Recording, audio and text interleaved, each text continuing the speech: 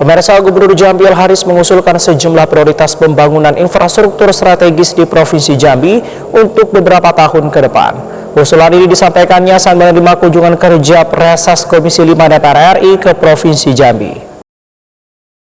Dalam pertemuan tersebut turut hadir anggota DPR RI Dapil Jambi, perwakilan dari sejumlah kementerian, bupati, wali kota seprovinsi Jambi atau yang mewakili, serta jajaran organisasi perangkat daerah OPD di lingkup pemerintah Provinsi Jambi. Al-Haris menyampaikan bahwa terdapat 7 usulan prioritas pembangunan infrastruktur sekaligus permasalahan yang mendesak untuk segera dibangun dan diselesaikan di Provinsi Jambi. Ketujuh usulan tersebut meliputi pembangunan flyover di kawasan PAL 10, pembangunan jembatan Batanghari 3, pembangunan jembatan Sungai Rambut, pembangunan jalan akses menuju Pelabuhan Roro Kuala Tungkal, peningkatan status jalan provinsi menjadi jalan nasional, kawasan Tempino Muara Bulian, Padang Lamo, dan Lingkar Muara Bungo. Pengendalian banjir di wilayah perkotaan Jambi, Kerinci, dan Sungai Penuh. Pembangunan jalur kereta api sebagai bagian dari proyek Sumatera Railways Palembang Betung Jambi Rengat. Gubernur Al-Haris berharap pembangunan infrastruktur ini dapat segera direalisasikan untuk mendukung visi nasional Astacita Presiden Prabowo Subianto serta mewujudkan Jambi Mantap 2030. Jadi begini ya, tentu kami kan selaku komisi berharap betul bahwa ketika APBD kami yang memang minim, PAD kita juga minim, nah kita tentu berharap dengan dana bantuan dari pusat, ya. Nah, oleh karena itu kita sinergikan.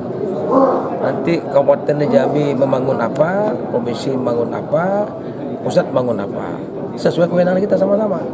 Intinya adalah kemajuan Indonesia tidak lepas dari kemajuan provinsi.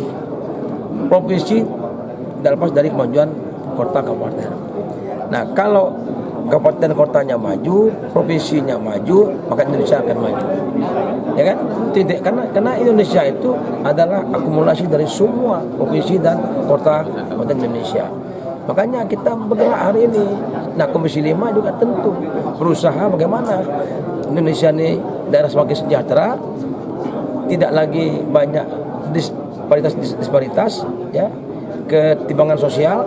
Nah, maka kan terciptalah sebuah kemajuan dan Indonesia Emas 2045 akan tercapai kalau semua kita bergerak untuk maju ke daerah masing-masing. Itu ya intinya.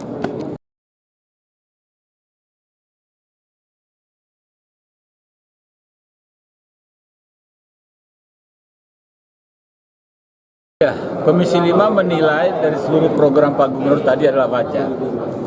Wajar dalam artian memang adalah kebutuhan daerah sini yang harus menjadi perhatian kita secara bersama.